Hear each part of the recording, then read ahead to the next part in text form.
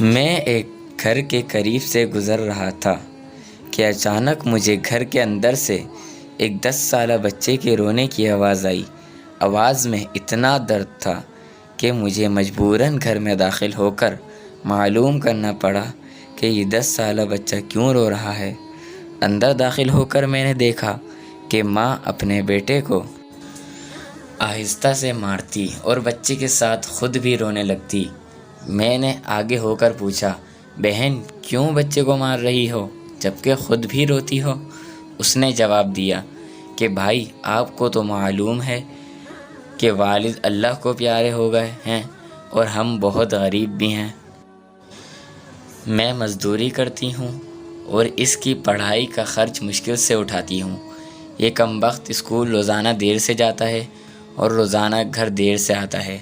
جاتے ہوئے رستے میں کہیں کھیل کود میں لگ جاتا ہے اور پڑھائی کی طرف ذرا بھی توجہ نہیں دیتا، جس کی وجہ سے روزانہ اپنی اسکول کی وردی گندی کر لیتا ہے۔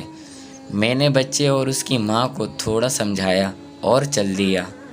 ایک دن صبح سبزی منڈی کچھ سبزی وغیرہ لینے گیا تو اچانک میری نظر اسی 10 سالہ بچے پر پڑی جو روزانہ گھر سے مار کھاتا تھا۔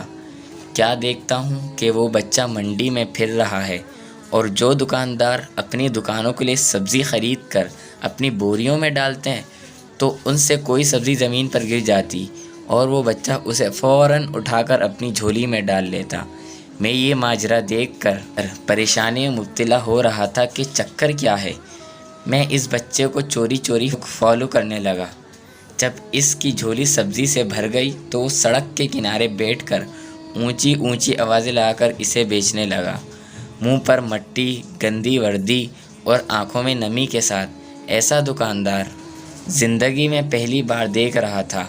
دیکھتے دیکھتے اچانک ایک آدمی اپنی دکان سے اٹھا جس کی دکان کے سامنے اس بچے نے ننھی سی دکان لگائی تھی۔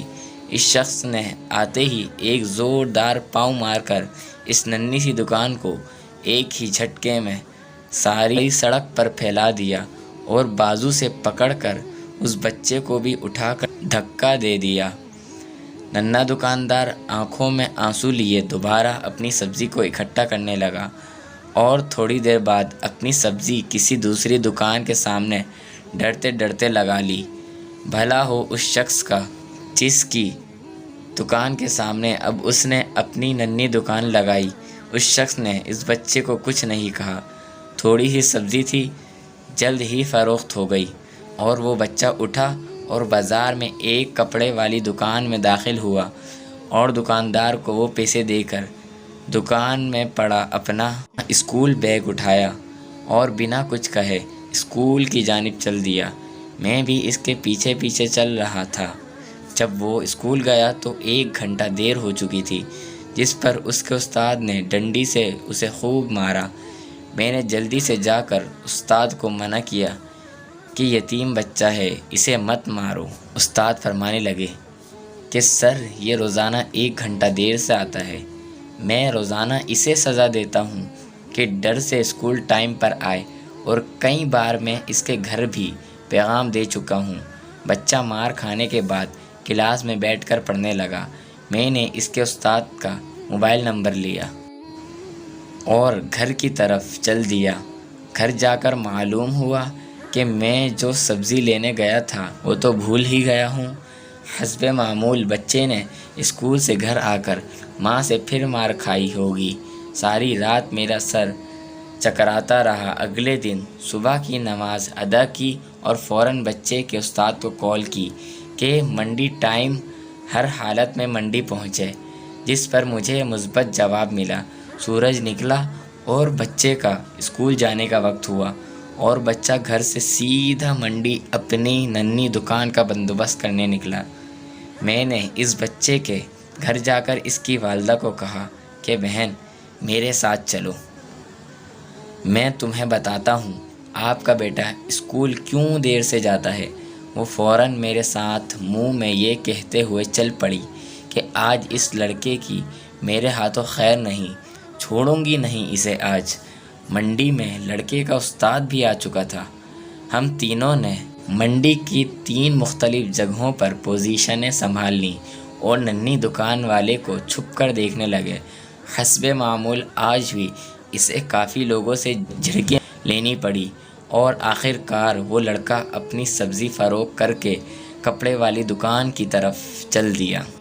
اچانک میری نظر اس کی ماں پر پڑی تو کیا دیکھتا ہوں کہ بہت ہی درد بھری سسکیاں لے کر زار و قطار رو رہی تھی، اور میں نے فوراً اس کے استاد کی طرف دیکھا تو بہت شدت سے اس کے آنسو بہہ رہے تھے۔ دونوں کے رونے میں مجھے ایسا لگ رہا تھا جیسے انہوں نے کسی مظلوم پر بہت ظلم کیا ہو اور آج ان کو اپنی غلطی کا احساس ہو رہا ہو۔ اس کی ماں روتے روتے گھر چلی گئی اور استاد بھی سسکیاں لیتے ہوئے اسکول چلا گیا۔ حسب معمول بچے نے دکاندار کو پیسے دیے اور آج اس کو دکاندار نے ایک لیڈی سوٹ دیتے ہوئے کہا کہ بیٹا آج سوٹ کے سارے پیسے پورے ہو گئے، اپنا سوٹ لے لو۔ بچے نے اس سوٹ کو پکڑ کر اسکول بیگ میں رکھا اور اسکول چلا گیا۔ آج بھی 1 گھنٹہ لیٹ تھا۔ وہ سیدھا استاد کے پاس گیا اور بیگ ڈیسک پر رکھ کر مار کھانے کے لیے پوزیشن لی اور ہاتھ آگے بڑھا دیے کہ استاد ڈنڈے سے اس کو مار لے۔ استاد کرسی سے اٹھا اور فوراً بچے قدر کو گلے لگا کر اس زور سے رویا کہ میں بھی دیکھ کر اپنے آنسو پر قابو نہ رکھ سکا۔